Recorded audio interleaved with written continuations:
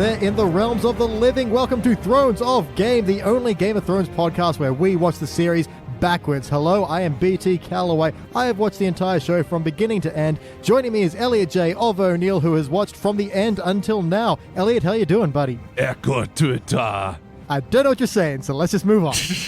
What, did you learn Dothraki when I wasn't looking? Yes.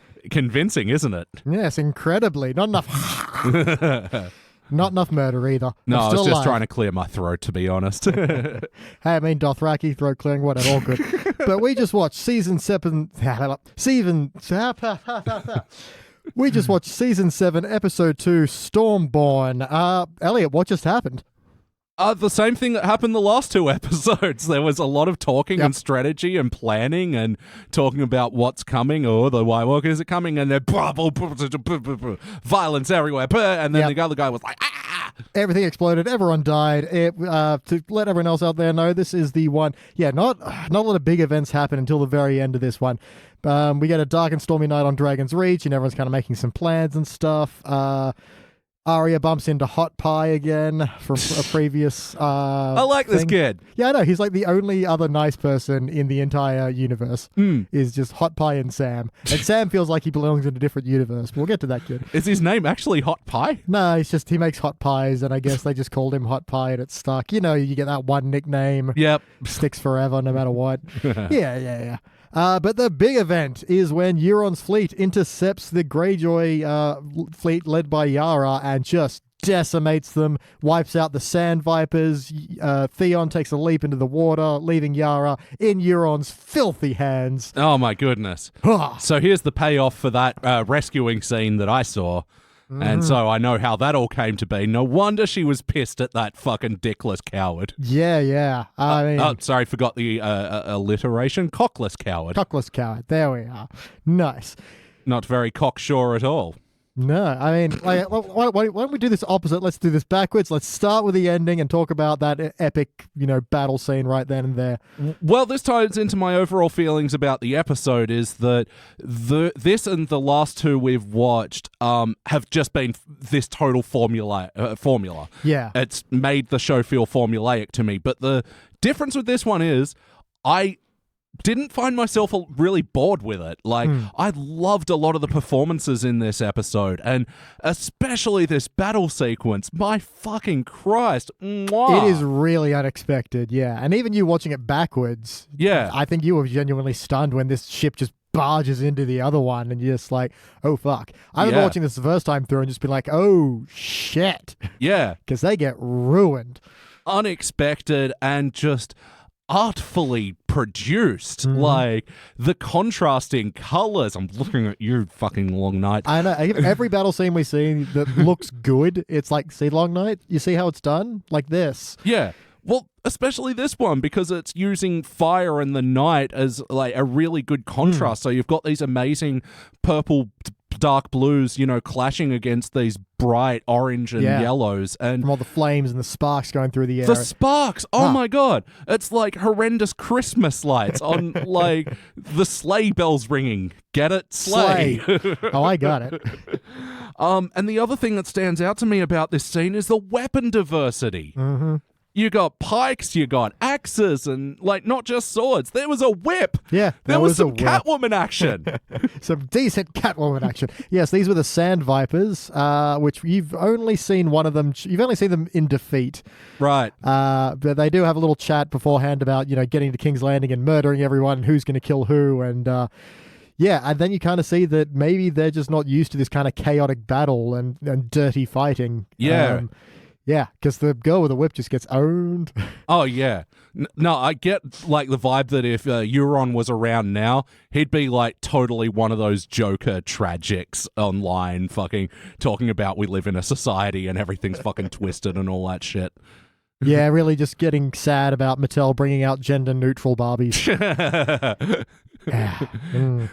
Yeah, his avatar being, who's the new Joker? Walking Phoenix. Yeah. And just like, this guy understands me. Mm-hmm. But yeah, that whole thing. It also brings me to a variation on our new segment, cockless talk. Because we didn't really have any cock talk, but we did have plenty of cocklessness. Yeah, there's a lot of mentions of eunuchs in this episode. Yeah. Just specifically when Euron calls Theon a cockless coward before he bails over the side. Mm-hmm. It is proving his point. And he fully does.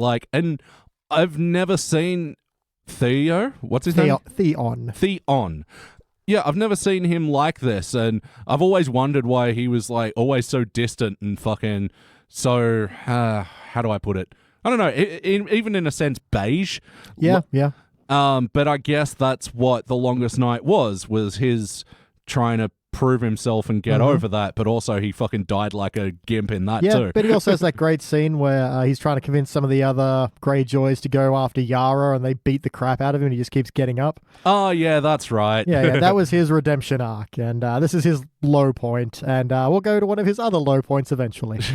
But yeah, that was his Captain America, I could do this all day moment, and he's like, haha, you found my one non-weakness. You kicked me in the cock, leaving me with the opportunity to bam, bam, bam, bam. That's right. He did have another redemption arc. Yeah, kicking your enemy in their strong point is not a good idea. God, what else do I want to say about this scene while we're here before we move on? Fuck. How about the Dornish lady and Yara just eyeball fuck before they nearly almost fuck? Yeah, I wrote down cock blocking battle sequence, and I'm like, oh wait, anyway. No one there has a cock. No. The three people in this room have one thing in common. You'll never guess what it is. Yeah, geez. Like, my notes are really frantic because, like, I was, like, trying to watch it. Yeah, so much is going on, packed into, like, the last 10 minutes of this. But oh, all the fucking ear and tooth harvesting as well. That was fucking brutal. That was, yeah. When Theon just takes this moment of looking around and people are, like, claiming prizes from their victims. And, man, it's nasty. Yeah. Oh, my goodness. Yeah. The acting in this scene was just, on top form, fucking... Great direction, great use of cutting. I fucking loved this battle sequence. Yeah, because it's chaotic, but that seems like the good kind of chaotic. Yeah. Where the important parts we can still tell. It's not entirely clear where the geography and things like that, but you get the urgency and the chaos of it. And you also get a sense that, the goodies might overcome this as well. Like for a brief moment. Yeah, like it's the daughter, right, that has that fucking epic knife shot as well. Yep. Oh, wonderful. Yeah, because you're all like, oh, they've invaded them, but they don't know they've got the Sand Vipers on board. Oh, they're going to kick some. Oh, one of them just got shanked. Yeah. There's that final scene of one of them hanging by her own whip and the other one impaled through the spine. It's nasty. And then the mother going, oh, kill us now, get it over with. And then that fucking creepy lurch dude going, no. No. Not even saying no properly, just nah. Yeah, the direction was like, just say no with your eyes. Yeah. Everything but your face, but your mouth. Just, no. Oh, that's who he looked like. Fucking, I can't remember his name, from Hot Fuzz. Yarp. Yeah, that. That's the Hound. That's Callous Face. Yeah. No shit. Yeah, for real. Same dude. Oh my god. Yep. Huh. I mean, Yarp. Wow. I never would have thought. I guess it's one of those things like in movies when, they build someone up to be taller than they are, just standing on apple boxes. But the thing is, as a viewer, it's hard to remove that. Yeah. It's like Hagrid, he's actually not that huge. No. David, what's his name? Played Crocker. Cracker? What's his face? Cracker, yeah. I think. Yeah. Anyway, and that's all I have to say about that. Yep, nope, that's fair. So let's move on the questionnaire to most valuable part. What do you think was the standout moment for this episode? Besides that, give me a second. I mean, I got mine chambered if you want. Go for it. I'm going to say the love scene between Greyworm and Missandre. It was, first of all, that also ticks off our nudity question. Yay! Yay, some nudity at long last. But no, this is just a real tender, sweet scene. It's really nice. Like, even going backwards, it's still, you get their relationship a little bit more, and that this was a big moment for both of them. So, yeah. Well, I mean, in this moment, I was like, yeah, I feel this, and like it kind of made me disappointed because we don't really explore it that much more. I'm a little bummed about that as well, because it's one thing to focus on all the big players in a kind of epic struggle, but, there's a saying in writing that the bigger your concept, the smaller the thing you focus on. If you want to tell the story of a war, you don't focus on the generals, you focus on the pair of shoes left behind by a fleeing family. Yeah. That kind of thing. No, this is a real human story. And but I didn't know it until this moment because, we saw Miss Andre's boobs and we saw her butt and we saw her little fucking back dimples. I love the back dimples. Back dimples are delightful. And then she was pulling down the pants. I'm like, hey, am I about to see my first cock in Game of Thrones? And you were like, no. Because he's a eunuch as well. Cockless. Cockless There's talk. been cockless talk. I don't know what the sound effect for that is. It's still zip. Still a zipper, but then like just a slightly more disappointed zipper. There's no thud after the zip. But yeah, in the next episode we get, Miss Andre saying, oh, many things happened. Yeah. And but I like the implication that they figured something out. I don't know what. Yeah. Well, you get an idea of what. But how many other things other than... That rhymes with funner fingers. Wow, you are not a poet. Don't I know it? But I really liked the tenderness of this scene, and so it's sort of left unsaid of the story between them until she fucking gets hung, decapitated. Decapitated, right off. Yeah, it's like getting hung, but with a sword. Yeah, and the neck is only there for a little bit. Yeah. Because, I always thought, this dude was, like, unnecessarily angry, and I feel like this is the fault of the show now. Not the character, rather. I only really noticed this in retrospect as well, but the fact we didn't get a bit more focus on them is a shame. They're great actors. They're good, interesting, compelling roles. Yeah. It's obviously incredibly difficult for him, being, a eunuch and all, and also just this solid, soldier type. I do like his little story about, when the Unsullied are young, they find out what your biggest fear is and they make you experience that. And if you die, so what? And if you don't, good.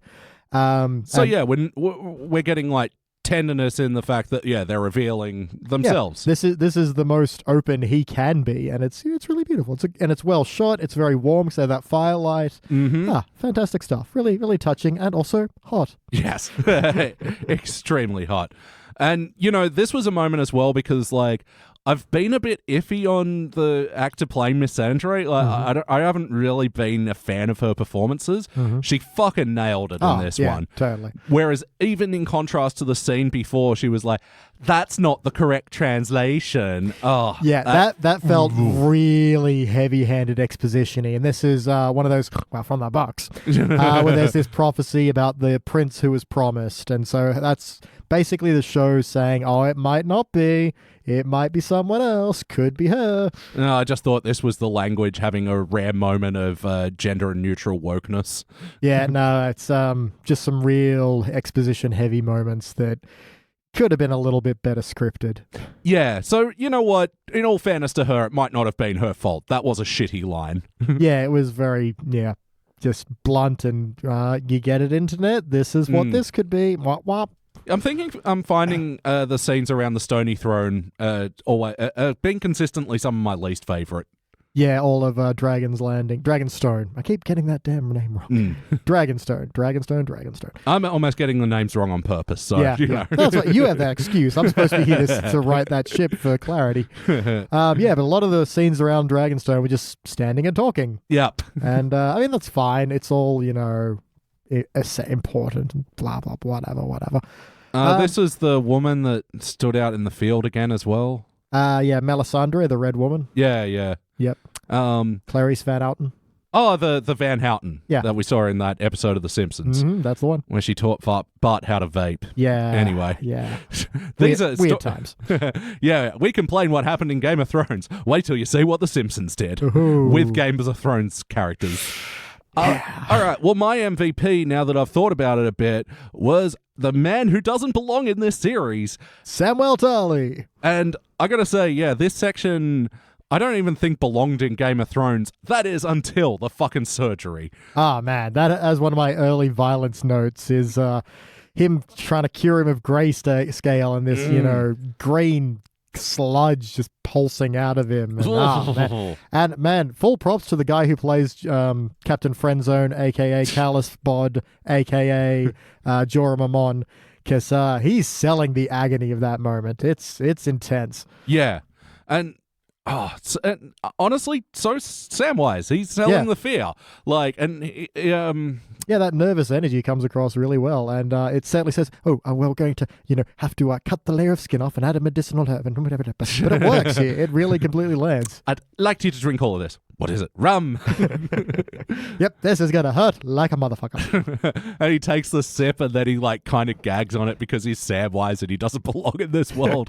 Oh, it's fucking fantastic. Like, because especially in contrast with the other, like when the elder fucking fucko is stacking the books into his arms, it's such a goddamn comedy in that moment. Yeah, I did, because that immediately comes after the Greyworm Missandre scene, so I wrote from Boobs to Books. And it's, again, it's a good contrast of things going on in this world. Yeah. So, I got to get back to surgery, but on that Boobs to Books moment, there were like 3 great transitions in this. There was the grabbing of the book when it was like the grabbing from sexual gratification. There was the metaphor. There was the it was from the surgery to the pies. The fucking scooping out of like delicious cream that came from the scooping out of disgusting. Because you flinch at first and you're like, wait, no, that's a pie. And a pretty good looking one at that. And during the fight, there was a scene where someone came down with a sword and it came out, and it was the girl who came up with the sword, the one that got kidnapped. Yara. Yeah. Mm-hmm. And yeah, that was another great transition as well, just between the fighting. So yeah, transitions as well in this episode. Yeah. Amazing. But oh my god, that surgery again. Holy fuck, that looked gross. Like peeling the skin off an old bit of fruit that was also meat. Yeah. Meaty fruit peeling. Yeah, I fucking loved that scene. Yeah. Amazing. Well done makeup effects team, well done actors, well done every single element of this. It's uncomfortable and it should be. Yeah. Like, I'm pretty desensitized to things I see on TV that I know is a show. Mm-hmm. Like, I have trouble watching surgery footage because, like, I know that's an actual thing. That's a body. Yep. Yeah. But in this, I can just rationalize, they just use some dried up cake mix and some wet cake mix. Yep. Just oatmeal and plaster paint. Yep. But no, this one, it was so cringy and I was like squirming in my seat. It was wonderful. Yeah, it's that weird reaction of, I'm disgusted. Good job. I need to throw up. Put it on HBO. Yep. Yeah, that's my MVP. No, it's a good moment. Curing of Ser Jorah. Again, this is another rushed element where he's cured by next episode. But, I mean, given how good this scene looked, it works, kind of. Yeah. No, I guess going backwards, I was kind of expecting it to do this. What I'm wondering now is, like, now where he comes from. So, I guess this, like, gets to be its own little 3-episode arc, which is kind of neat. Yeah. We'll get there. We'll get there. We also get the dropping of the guy who's writing a chronicle of the wars following the death of King Robert. What, you don't like the title? It's like, ooh, wonder what he could call it. He was like, thinking of something more poetic. Yeah. And yeah, this was in this moment that I felt like it totally diverged into a different show. So I was like trying to come up with like other medical shows that this could be. Greyworm's Anatomy. Oh, nice. But the other thing I did like as well was the elder fucker, that's going to be his name now. Yep. He was sterilizing his medical poking stick, yep. which he was using in the previous episode. I know, consistency with the medical poking stick. He should have been using the scalpel and rum like Sam was. Why have I not seen that in like cosplay things of just real medical poking sticks? Yeah, God, I don't get it. Why not? Yep. Okay. Also, speaking on parallels to Cock Talk, we have Dick on Tarly returns. Oh my god, this is just a running joke in this series, isn't it? He's the gift that keeps on giving, ladies. But even Jamie, who was like holding it together, where in front of Bronn, yeah, David Cross. Yeah. Even in this moment, he was having his little immature harumph. Yeah, because he's like, Rick on, isn't it? Dick on. It's like, how often do you have to do that, you poor son of a bitch? But I almost like to entertain the thought that he doesn't get it. Like, it's like, what did I say? Guys, why does everyone always laugh at that? Well, we do know there's that bit where the Hound is talking to Tormund Giantsbane. He's like, Dick. What? What's Dick? Cock. Dick. I like it. Oh, yeah, I bet you do. So maybe, it hasn't got around to this part of the world. Oh, yeah. Local language sort of thing. Yeah. Different dialects in Westeros, entirely possible. Yes. Man, everything else is talking scenes. Yeah. So, do we have any other... I don't think we have anything else to cover on violence, the violence question. No, not really. look, when this episode first started out, I thought it was literally going to follow the same path as the other ones, but honestly, that stopped when a lot of the Denarius scenes did as well. Yeah. And of course, as my mind wanders in those scenes, because what else is there to fucking do? boring. Yeah, not only does she have the most elaborate braids in the world, In all the land. but also her hair has like those impossible twists that, correct me if I'm wrong, ladies, I'm sure there's some of you that listen to this podcast, that you can only achieve that with like curlers and hairspray. Like, Ye old curlers and hairspray. like, I'm assuming there were round cylinders back then, but I doubt they had the hairspray. Get an iron poker, get it so it's not like red hot but warm, coil your hair in it, then cover that with like snake piss, and that'll hold it in place. There was weird cosmetic shit back in the day, man. Like, again, urine was used to bleach people's hair blonde, and they just did that because that didn't seem weird. Because history is a terrible place to live. Oh, sorry, that was the other thing. Tyrion's scar has been wildly inconsistent throughout this series. It has been a little bit. I think I noticed a bit more of an eye scar. And some of it you can chalk up to it being healed a little bit over time, but not from episode to episode. Well, that's what I thought, and that's what's striking me about this episode is it seems way more healed now than it did in the last couple. Like, I specifically remember that scene where he's power walking, trying to get past the guards, and they've got the aphrodisiac crab and all that. Oh, yeah. Like, that was It was quite pronounced, yeah. Yeah, exactly. And in this one, it isn't. That makes no sense. And to me, watching it backwards. Yep, that's weird. Yeah, you'd think people, that would be like somewhat, because the costume designers on this worked really hard. There are all these articles talking about all the different details hidden in a bunch of stuff, and it's amazing. It really is. And you'd think they'd be on point with the makeup effects as well. Maybe you can give some leeway to like lighting and camera. It just didn't quite catch it the way it used to. I don't know, but yeah. I don't know. Oh, actually, 2 points to come off that. Costumes. The mother lady poison baby, baby poisoner, rather. The Dornish woman? Yeah.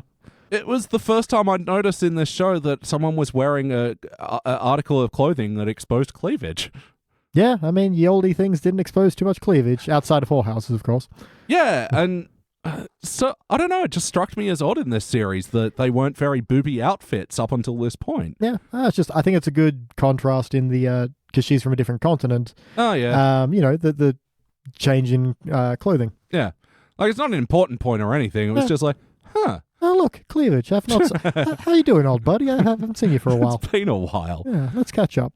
But the other note about consistency. Oh, my God. They called Burnt Newton's death in this. Yeah, I know. What's his name? Damn it, me. Yeah. Baldy McDragon fire. Yeah, when Varys is all like standing up to Daenerys and she's like, ooh, should I trust you because you betrayed all your other rulers? And he's like, yes. And she's like, well, if you ever betray me, I'll burn you alive. And she does. Yeah. Yeah, this whole back and forth, I mean, in amongst a bunch of standing and talking, it was interesting that really not immediately invading King's Landing and burning it to the ground was actually more Tyrion's idea, and he had to win Daenerys over on it. Because he says, you don't want to be Queen of the Ashes. And later on, she's like, I don't want to be Queen of the Ashes. And he looks at her and goes, hey, that was my like that. You're listening.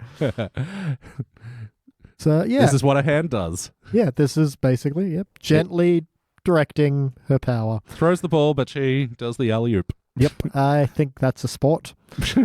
But yeah, I loved in this moment as well that Burnt was, I'd expect you to have Grey behead me or have your dragons devour me. No, I'll have my dragons burn you alive. And she did. She did. She's a Dan of her word. Oh, so that was the other thing I was thinking is little bits of Mean of Girls. I mean, obviously Sam is going to be working in the library and that's going to be that whole thing. Yeah. So now we've got a different subplot of library stuff. I don't know how to work it in, but that series is coming together slowly but surely. Yeah. All right. So yeah, we've got Mean of Girls, Greyworm's Anatomy. Wait, there's another like Grey name in there, isn't it? Greyjoy. Greyjoy. Who are these people? Those are the sailing people. Ah. Yeah. None in the medical field. No. So close. Yeah. Well, I mean, the Dornish woman got to know some Greyjoy anatomy. Hey. Yeah. So we also get a little bit of Lady Orlando Tyrell. I think that's her name. I always get it wrong. The old lady. who is my awesome. sassy queen. Yeah, she's awesome. Yeah, she was runner-up for my MVP, but there just wasn't enough of her. Yeah, there wasn't a big kind of thing. She does have some great moments of, your hand is very wise. I've known a lot of wise men, and I've outlived them all because I didn't listen to them. Yeah. It's like, interesting, but also stupid.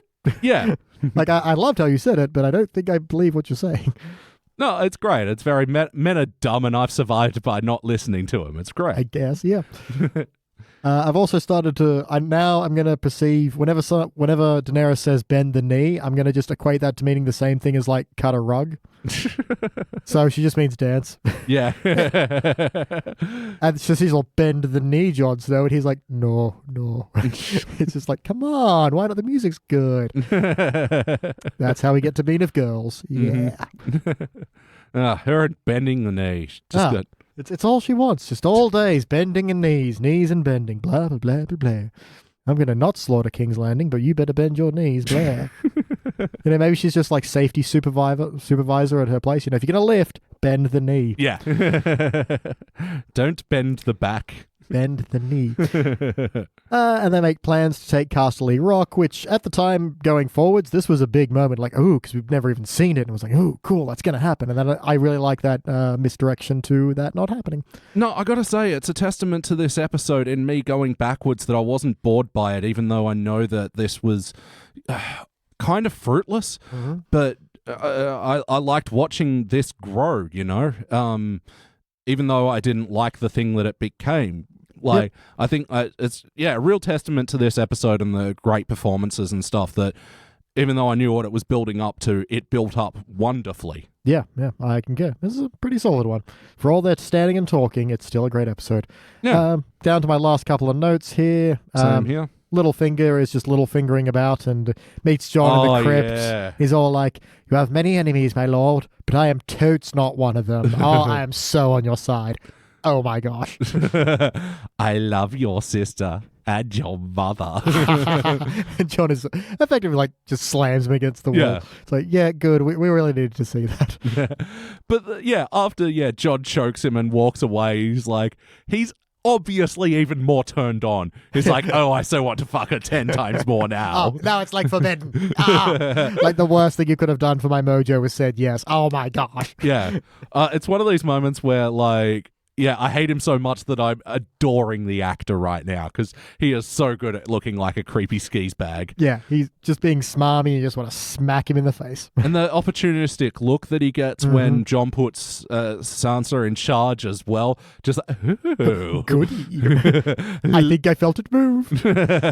My little finger is becoming a big finger. It would be funny if he just put up his little finger every time something happened. He's like, ooh, you made it happy. I'm saying in previous episodes, man, I'm still expecting him to pulling up a little bit of sip of tea, having a little, what's the word? Conspiring chamomile or something. Chamomile conspiracy. Pointing my little finger out. Yep. Recasting him will be fun. And my last note is Arya meeting Nymeria in the woods. And Nymeria is a good doggy. Oh, so is that an actual dog and not like a person reincarnated? That's a dire wolf. So yeah, not a doggo, not a pupper. I mean, it's still a doggo. They're all good dogs, Elliot. What's it like? Do I not malep? If I bark, do I not malem? Yep, or blep, whichever you like. Mm-hmm. There's no wrong answers in doggo speak. Exactly, it's all adorable. But it's a sweet little moment, and asks her to come back to Winterfell with her, and then Nymeria buggers off, and she's like, "Well, that's not you," and it's like, there's an untamed side to Arya, even if she is going home. Well, speaking of her, actually, I really enjoyed how she was playing that scene with Hot Pie as well, and just. He's kind of trying to flirt with her, I guess. That's more of a reunion for him, I think. But okay, they're good old friends. Yeah, they've met before. And he does have the line of, I can't believe I thought you were a boy. You're pretty. Yeah. I don't know if that counts as flirting or just him being genuinely stunned. I choose everything he says on face value, and he's just the nicest person in the entire kingdom. He takes the time to make a good pie. I know. He browns that sugar. Oh, butter. Yeah, browns the butter. Yeah. But I guess in the way that he was trying to be chivalrous, you know, he goes to pour her the drink and she just grabs it herself and just keeps scoffing the pie, fucking got crumbs all over her face. Yep. Oh, wonderful bit of Arya being a slob. I love it. Yeah, and it's also one of the few Arya moments we don't need to use salad finger voice for. Yeah. So just having a drink, eating a pie doesn't need to be a creep. No, not salad fingers, just nom, nom, nom. Pie gouging. Also on dogs, I wanted to mention, I'm pretty sure Sophie Turner, who plays Sansa, actually adopted her dog that played her dire wolf when the filming was over. Oh, So, yeah, that's nice. good girl, Jean Grey. Yeah. I haven't seen that movie yet, but it probably sucks. Oh, Dark Phoenix. Order of the Phoenix, yeah. Order of the Dark Phoenix. It's one that maybe if it hits Netflix as Stan, I might chuck it on in a... I'll check it out. I'll be drunk, but... But yeah, after Apocalypse, I'm burnt. yeah, that was garbage. Anyway. Yeah, I've got 2 more notes. Seesaw Lannisters. Fucking 12 episodes in, and I still can't remember names. Her wingman. The way he delivered that, oh, we have a solution, seemed so unconvincing. And then, yeah, showed her the crossbow, which would then be pretty ineffectual later on. It's a weird mix of effective and incredibly ineffective. It's effective when they're not ready for it. Then it manages to take one out. But when they're ready, that thing sucks. Oh, yeah. The scorpion crossbow. And, yeah, this can't be a time where ammo is plentiful for that thing. That looks like it takes a tree. Pretty much. They're not in a time where they're gluing bits of wood together. That thing's got to be a one solid stick. Anyway. Yeah. Can't waste a shot just so the Queen can have a fucking go at well, Dragon you can get Bones. it back. I suppose. Yeah. Dragon Bones, even as dead super ones, are pretty solid, I guess. And I only just noticed it was developed for TV by Brian Cogman. And you see this after the Game of Thrones intro sequence, which is made of cogs, man. I am Brian Cogman. Everything will be cogs. Yeah, no, I like it. It developed for TV. So what do you think for the intro sequence? Cogs. Yeah. Look, he said that for literally everything. I know, just give it to him for the intro sequence. We managed to get all the main characters to not be made of cogs. I'm guessing he had something to do with Rick and Morty's the gear people. Yeah, I mean, I can't rule it out. It makes too much sense. Of course, he's exactly what his last name implies. Well, looking at you, Cogman. Favorite band being 2000's bogan prog band Cog. I mean, I enjoyed Watch You Reach for that. Bogan prog. That's a weird genre. Yeah, like Carnival. Yeah, and... no, I know what you mean. That's kind of the fun thing. Bogan prog. Yeah. It should appeal to me personally, being a prog fan, but I can never latch onto it. Yeah, just a little too meat-headed. Yeah. All right. Well, that puts me out of notes. Comes to our last question. How did we get here? Oh, so it was storming. So I reckon everyone was playing outside, having a really nice day. I reckon there was even a little bit of a picnic and dragons were helping toast marshmallows, and then storm comes and then the marshmallow go, oh, I didn't get to toast it. No, you got to get inside. And Fuck everyone's the marshmallows. really disappointed. Yeah. So you're saying a low pressure system is coming. I mean, I love it. It's adorable. More picnics in this goddamn show. All right. Well, that about wraps us up for this episode. But so we'll be getting on out of here. That's been Elliot Jay of O'Neill. The one. Yeah, you really got to get a lozenge. I've been BT Calloway, and for now, our watch has ended.